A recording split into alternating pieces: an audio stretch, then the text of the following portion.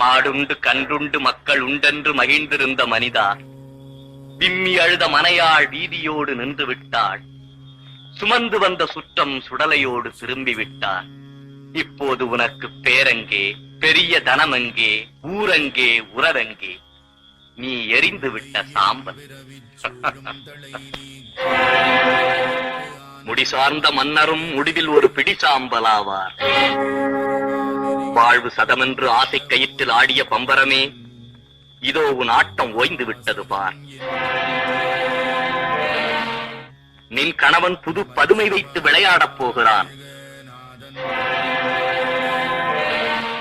இளங்குருத்தே, விதி என்ற சூறைக்காற்று சுழந்தடிக்கும் போது பூவென்றும் பிஞ்சென்றும் காயென்றும் கனி என்றும் கருதுவதில்லை. பந்தமென்ற விருட்சத்தை பற்றிக் கொண்டிருந்த பாசமென்ற கிழ உடம்பே, நீ மண்ணிலே பிறந்த போது என்ன கொண்டு வந்தாய்? இதோ நெருப்பிலே எரிகின்ற போது என்ன கொண்டு போகிறாய்? மாநிலத்தை வென்றவருண்டு, மாயையை வென்றவருண்டு, ஆனால் மரணத்தை வென்றவரில்லை. மண்மனம் எங்குண்டு வாய்வு அங்குண்டு, மண்மனம் எங்கில்லை வாய்வு அங்கில்லை. மண்மனத்துள்ளே மனோலயமாமேனா. மனச உனக்குள்ளே வச்சுக்கினா சந்தோஷமான வாழ்க்கைடா உனக்கு. மனச ஊருக்குள்ள ஓட்டினா துக்கப்பட்டு சாவிடான்ட்டான்.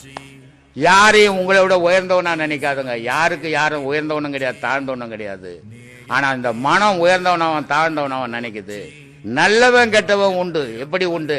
நல்ல செயல் செய்யும் போது அவன் உயர்ந்தவன் ஆகிறான், தீய செயல் செய்யும் போது தாழ்ந்தவன் ஆகிறான். அப்போ உங்க செயலை மாத்திக்கணும். உலகத்துக்கு நல்ல செயல் செய்யுங்க. உலகத்துக்கு செய்ய முடியலனால யாருக்கும் தீமை செய்யாத வாழுங்க. அதுவே நல்ல வாழ்க்கை.